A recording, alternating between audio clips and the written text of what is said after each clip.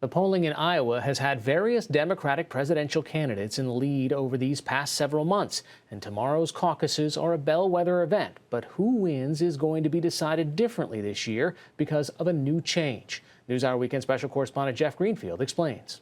Harry, after a year and a half of speeches, town meetings, coffee shop chats, after tens of millions of dollars of advertising, the Iowa caucuses tomorrow will finally give us a winner in that first-in-the-nation contest. Flat said it. But maybe not. Maybe there will be two winners or even three who will claim victory. Why? Because of the way these caucuses work. This is how most voters help choose their party's candidates in a primary.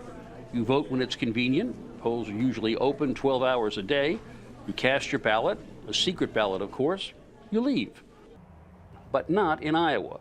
This first-in-the-nation state holds caucuses in some 1,681 precincts, and the rules are unique and complex. First, you have to show up at a given time, 7 p.m. Central Time usually, and make your selection openly. There's no absentee voting, no way to keep your preference private. Then you wait to hear how your candidate's done. If your candidate does not have 15% of the precinct caucus, that candidate is not viable. And if you've supported that candidate, well, you can either leave or align with a different candidate after listening to the pitches of those supporting the leading candidates. He has proven to be a defender of life and marriage and religious liberty. And that's when the final results are known. But traditionally, those numbers can be less than clear. Look at these results from 2016. The Republican total represents actual voters. In their caucuses, they take an actual poll and release the results. But Democrats don't. They release what are called state delegate equivalent numbers, which reflect how much strength each candidate will have at the state convention down the road. No one actually knows whether more caucus participants actually voted for Clinton or Sanders back in 2016. Why?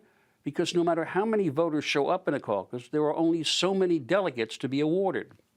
So many of those votes will be wasted, the same way Hillary Clinton didn't get any more electoral votes in November from winning California by 4 million votes than if she'd won by just 4,000. If you have more support in one part of the state, that won't help get you delegate equivalents in regions where you're weak. So this time, after years of complaints, Iowa Democrats are doing something different. They will release the actual preferences of participants as they enter the caucuses. Next, they will count the actual preferences of caucus goers after the realignment. And then they will calculate those delegate equivalent numbers. The result, it's possible that tomorrow night 2 or even 3 candidates may declare themselves the winner, creating as much confusion as that much hoped for momentum. So why doesn't Iowa just ditch the caucuses and go to a primary? Because then they wouldn't get to be first. It's New Hampshire that has a lock on holding the first primary. And being first, with all that attention and economic benefit, is really, really important to Iowans. So, on caucus night, may the best candidate or candidates win. Harry? So, Jeff, when we see those returns tomorrow, what should we look out for? What should we beware of? First, you should beware of an attempt to find a winner if the candidates are separated by minuscule numbers. Both in 2012 in the Republican caucus and last time in the Democratic caucus, the numbers were insignificant. But there's something about the media that compels it to find a winner with all of that implies. And so if a couple of points are separating 2 or 3 or 4 candidates, let's see if somebody just has the wit to just say, you know what, this was a tie.